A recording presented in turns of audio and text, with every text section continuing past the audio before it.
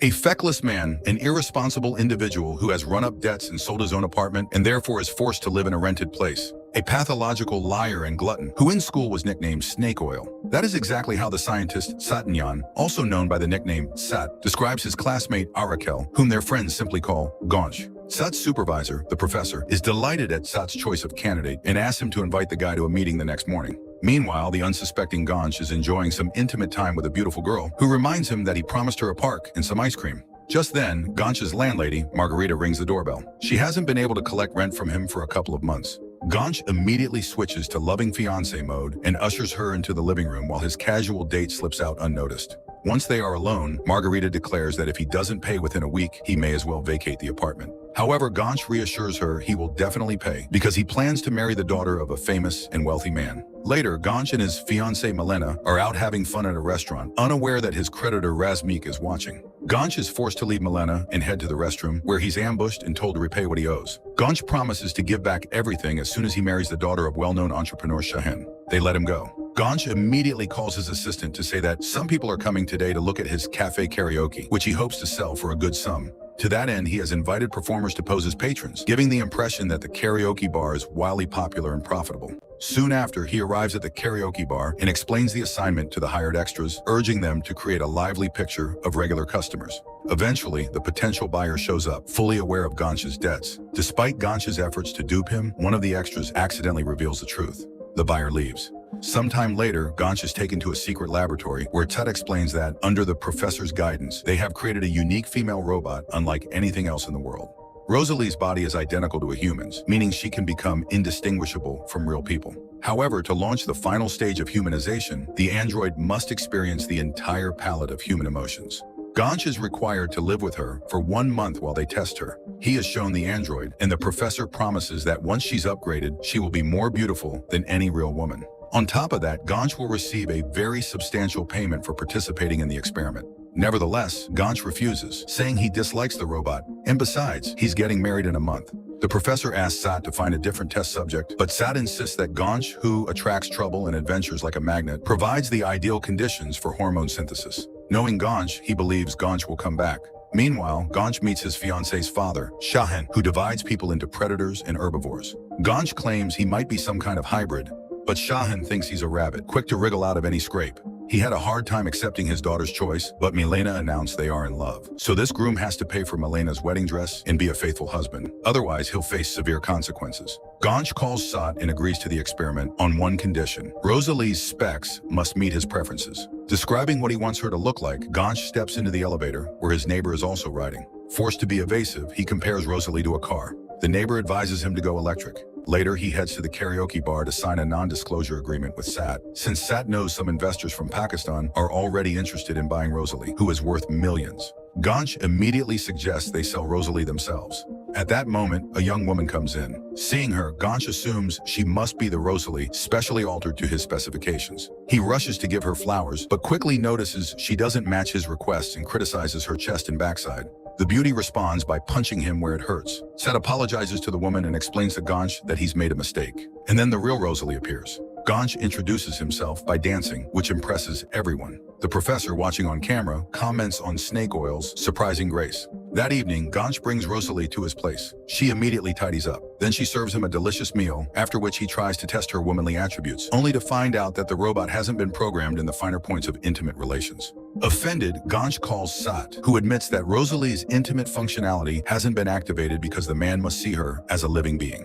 Only then will she reach a new level. He has to court her like a real woman. Gansh tries his best to charm Rosalie, but she's already lain down and switched off. Early the next morning, Gansh heads to the bridal salon to pick out Milena's dress, but Razmik intercepts him outside, still awaiting his money. Momentarily struck by Milena's beauty, Razmik then offers to help design her look. Meanwhile, Rosalie is in the elevator with Margarita and Gansh's neighbor. At the salon, Razmik admires Milena, while Margarita calls Gansh, scolding him for subletting his apartment. Realizing who she's talking about, Gansh asks Razmik to return the loaned funds, and not wanting trouble in front of Milena, Razmik hands over a small amount. Gansh rushes home, persuades Margarita to hold on a bit longer, and passes Rosalie off as his fiancée, stunning Margarita that he's managed to snag such a beauty. Right then, Sat calls Gansh and asks him to take Rosalie out somewhere so they can observe how she interacts with people. Meanwhile, Milena sends Gansh an enthusiastic message about his designer Razmik, whom she admires for his creativity. She now wants to discuss the wedding decor with him and asks her fiancé to transfer the money for her dress. At the same time, the elevator arrives on their floor, and Gansh is upset to see Rosalie. She explains that she went grocery shopping and shows him a card given to her by the lab.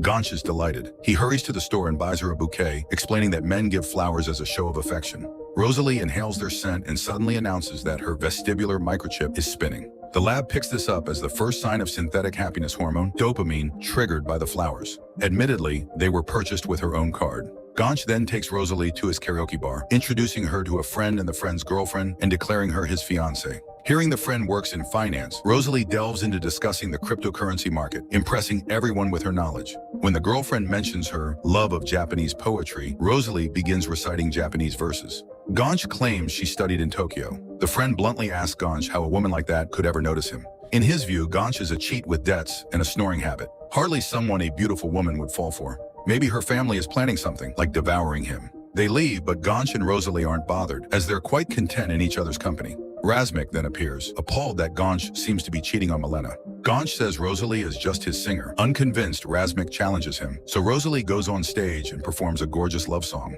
Razmik starts grilling Gansh about his relationship with Milena, explaining he wants to help decorate the wedding hall and so needs to know the bride well. But Gansh is mesmerized by Rosalie's singing and can't form a coherent response. Razmik leaves without catching Gansh in a lie. Later, Gansh and Rosalie stroll around the city. Rosalie laughs at his jokes and takes delight in simple things.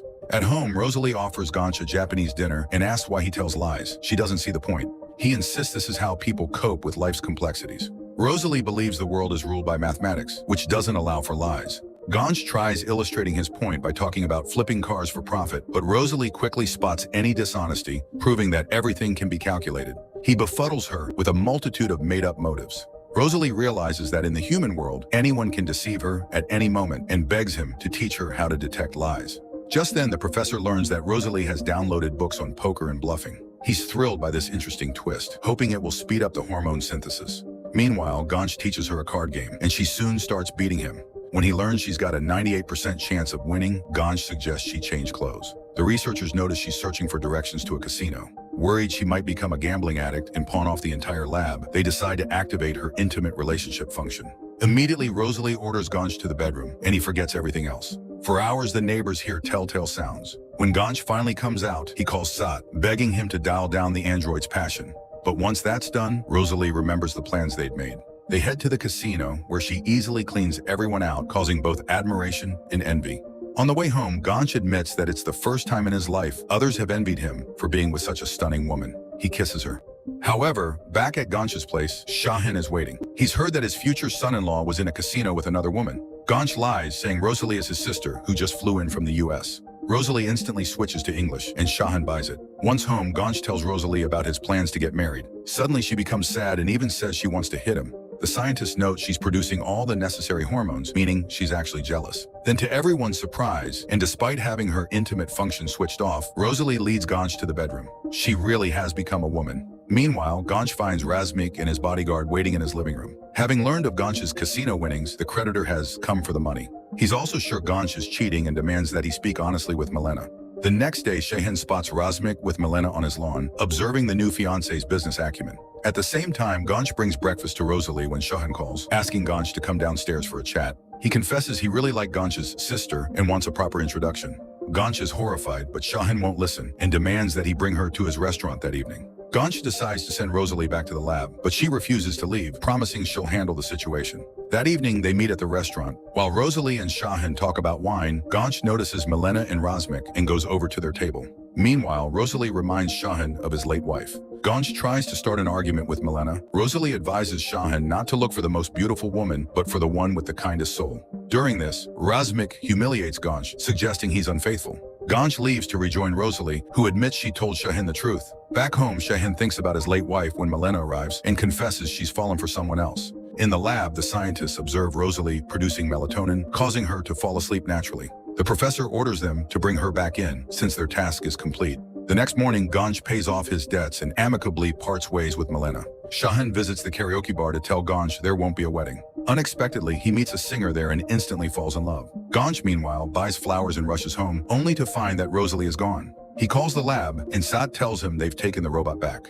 Gansh begs for one last meeting, asking Rosalie to come in a white dress. They meet in a garden where Gansh suggests they run away together. She refuses, pointing out that she can never be a truly human woman and can't bear him a child. Tears suddenly fall from the android's eyes, and Gansh says there's nothing more real than that. Suddenly she shuts down. It turns out Sat secretly sold Rosalie and her buyers have arrived. Gansh tries to protect her when Razmik and his guard appear to announce his marriage to Milena. Realizing what's happening, Gansh and Rosalie fight back.